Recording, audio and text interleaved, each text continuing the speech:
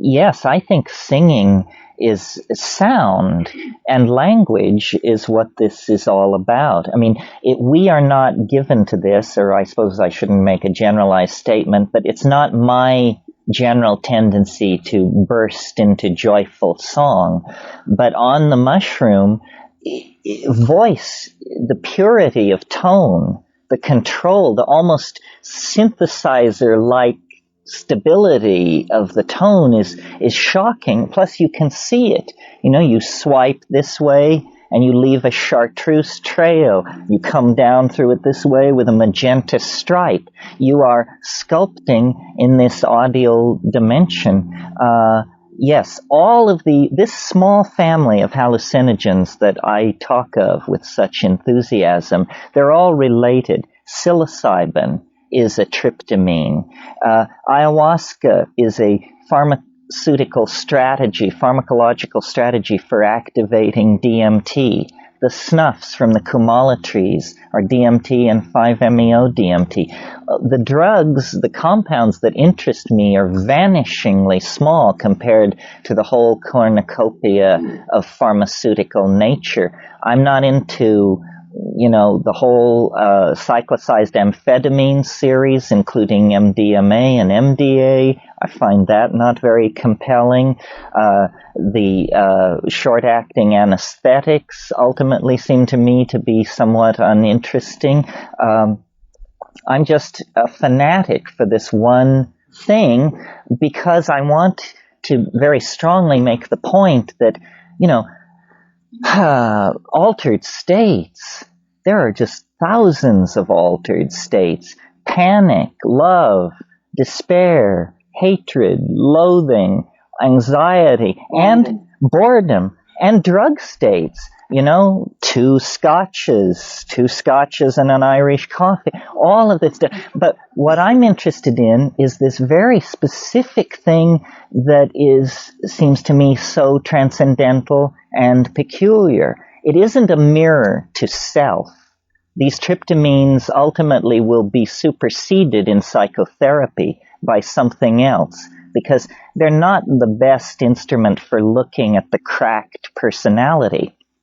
What they are is a tremendous instrument for looking at the invisible dimensions of the larger universe of mind. That's what they are for. So I think you should be through your stuff before you come to this. It will psycholytically clean you out. The first few trips will then be directed toward your stuff.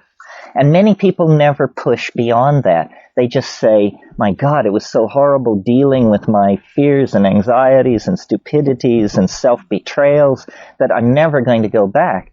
But if you will persist, eventually it no longer becomes about you.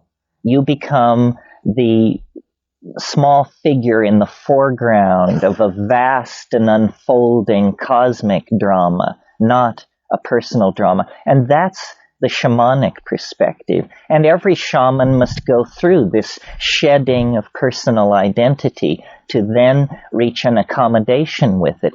That's why when I encounter the mind behind the plant, what I always say to it is, show yourself, reveal yourself. Let me see as much of you as I can stand. Don't tailor it for me. Don't kowtow to my needs. Push me to the limit. Let me see as much of your quintessence as I can imbibe without overflowing. Well, we'll talk more about this afternoon. Thank you very much. Good. Dealt with? Yeah. Yeah, you suggest that shamanism is like the way to get man into a harmony with Earth and sort of back to nature sort of thing. Are there other ways, and if there are, do they have any commonalities?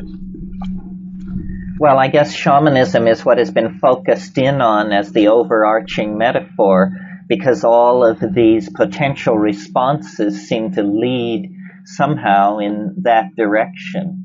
I mean, the concept of shamans spans the notion in the modern usage from manager to poet. so it's a pretty broadly based concept. It's exalting a superior form of planning, which we could use some of at this point here. Okay, well, what we thought we would do this afternoon is I would talk for a little bit, and then maybe Nicole would respond to that if she felt like it, and then we would leave more time for questions than we left in the morning. I think both Nicole and I feel that the fruitful thing, the most interesting thing, is the questions, because left unquestioned, I tend to fall into my own creodes of habit and just repeat certain favorite numbers. But if you want to jog it in some different direction or cast it in a different light, then the question thing is good for that. The subject matter of this weekend is Amazonian shamanism, specifically named in the title. And I think this gives us permission to talk more about some of the details of shamanism in the Amazonian situation than we might in a weekend that was devoted to the planetary crisis generally, or some of the broader cosmic themes that I sometimes deal with. But I think one thing that is a common thread from the cosmic view to the particularized sensitivity to what is happening in the Amazon is the content as we can describe it of what these shamans are experiencing. Can we build a common language about this other dimension? And if we can, what does this common language begin to look like? So I thought this afternoon I would just remind you of some of the old metaphors for this alternative dimension, the beta matrix, the other realm, and then some possible new wrinkles on it. And I'm speaking now particularly of the intensified states that are associated with this shamanic complex of plants based on tryptamine.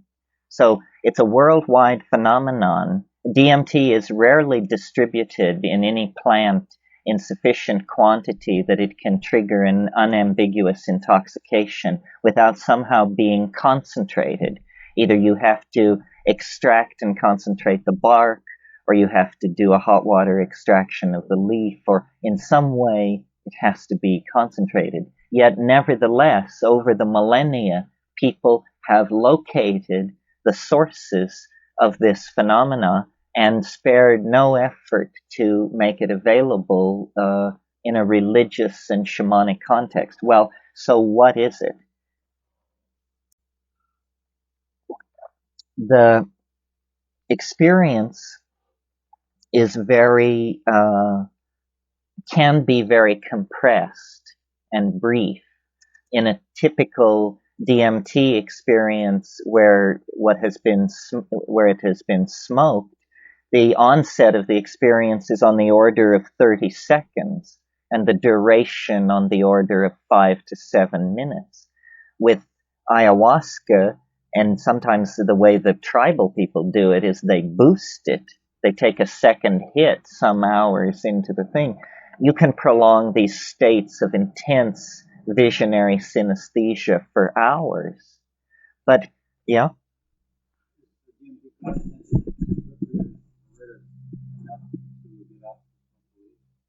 No, I don't think so.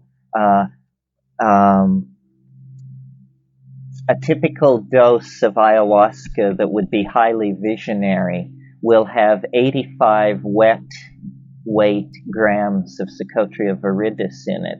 I would estimate that to be close to maybe 15 dry weight of Psychotria. And that amount of DMT, if smoked by itself, not in the presence of an MAO inhibitor, would not be effective. You see, the genius of the ayahuasca pharmacology is that beta-carboline alkaloids like harmine and harmaline are being used to lower the threshold of sensitivity to DMT, so that a dose of DMT that would normally be not perceived is in fact, absolutely flattens you, because your sensitivity has been raised by the inhibition of these enzyme systems. Well, what is this like experientially? Well, it's as though, in the first 5 seconds, the room clears of air. Everything, all colors brighten. It's as though the air has been sucked out of the room. Everything brightens. There's a generalized feeling of anesthesia, perhaps localized in the skin. And then you close your eyes, and there is a mandalic formation of undifferentiated red and orange.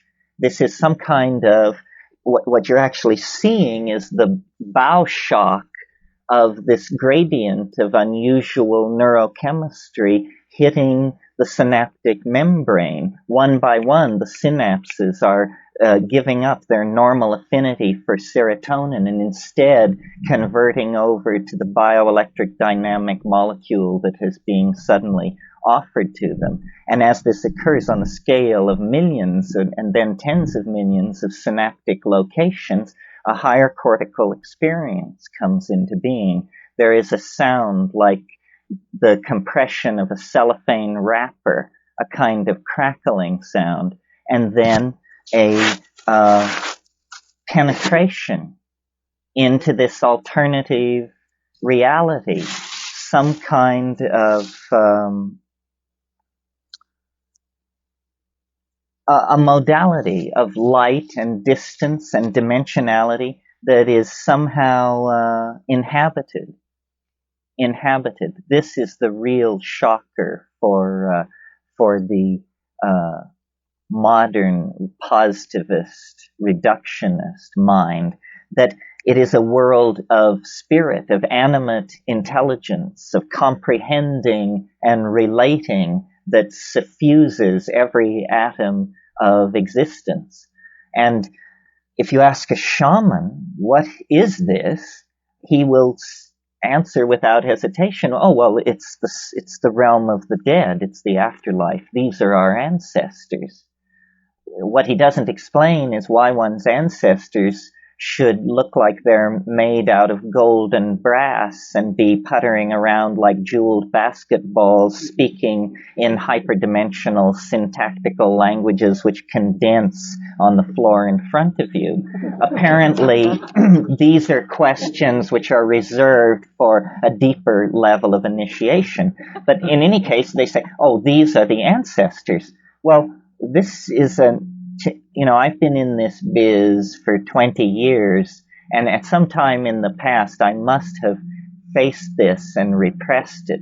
But recently it has come to me what a stunning denouement this would actually be if this is truly and in fact what shamanism is about, and that we merely have to open ourselves to what these people are saying. And what they are saying is there is a chemical technology for accessing the beyond, this higher mathematical manifold where that which has been and that which will be is somehow kept, some Blakean domain of potentiality that can be accessed. This would explain